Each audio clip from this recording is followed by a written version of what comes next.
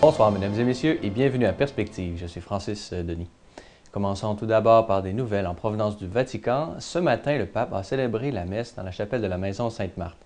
Dans son homélie, il a exhorté les fidèles à rejeter la mondanité qui mène à la double vie et détruit notre identité chrétienne. Commentant la première lecture du second livre des Maccabées, racontant l'épisode d'Éléazar préférant mourir que de créer un scandale, le pape a souligné la haute dignité de la vie cohérente du vieux scribe, qui préfère le martyre aux propositions de ses amis mondains. C'est ainsi qu'on rend un véritable témoignage, a-t-il affirmé. Rappelant que l'unité de vie n'est pas une chose facile dans un monde où les tentations sont nombreuses, le pape a conclu son homélie en affirmant qu'une chose aussi difficile, voire même impossible, devient possible lorsque nous nous confions à la grâce de Dieu. Toujours au Vatican, le pape a reçu les représentants du service jésuite pour les réfugiés afin de souligner le 35e anniversaire de sa fondation. Cet organisme, dont nous vous avons parlé à plusieurs reprises à Ciel et Lumière, fut fondé par le père Pedro Arrupe alors qu'il était supérieur général de la Compagnie de Jésus. Aujourd'hui, le JRS offre de l'espoir et un avenir aux réfugiés, surtout grâce à sa grande implication au service de l'éducation. Écoutons ce résumé préparé par la télévision vaticane.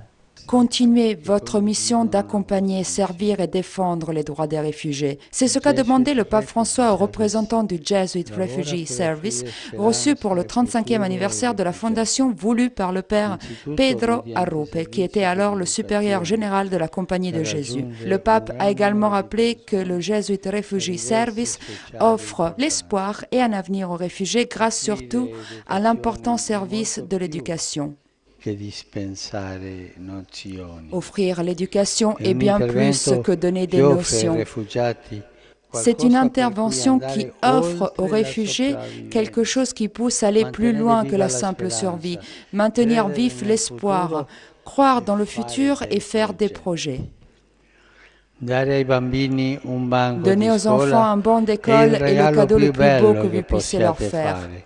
Tous les programmes au service des jésuites pour les réfugiés, a conclu le pape, ont pour but d'aider les réfugiés à grandir en ayant confiance en soi, à réaliser un maximum leur potentiel et à les mettre dans les conditions de défendre leurs droits comme individus et comme communauté.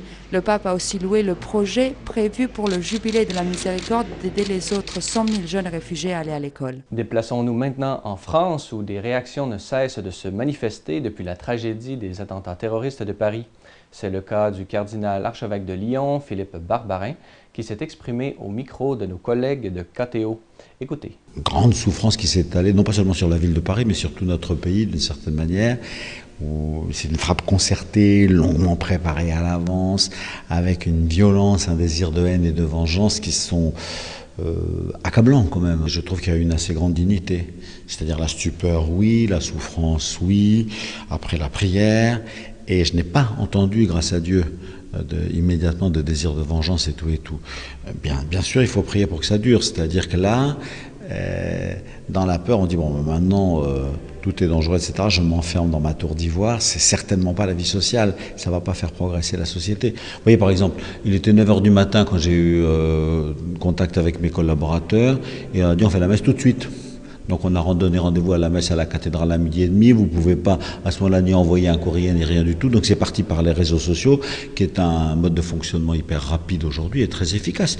À 12h30, la cathédrale était pleine.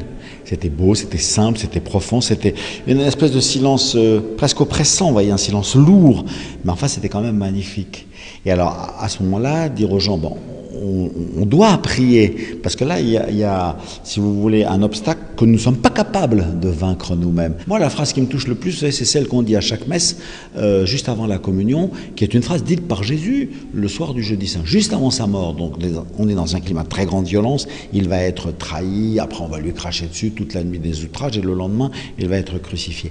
Et il donne comme consigne aux apôtres la phrase « Je vous laisse la paix et je vous donne ma paix ». Souvent, les gens pensent que c'est une phrase où Jésus se répète. C'est pas du tout le cas. Il dit « Je vous laisse la paix à faire dans le monde ». Alors nous, on dit « On va jamais y arriver ». Oui, mais justement, pour vous fortifier, je vous donne ma paix. Voilà, c'est tout pour aujourd'hui. Si vous avez des questions ou commentaires, vous pouvez m'écrire à l'adresse qui apparaît à l'écran. Merci d'avoir été des nôtres. À la prochaine.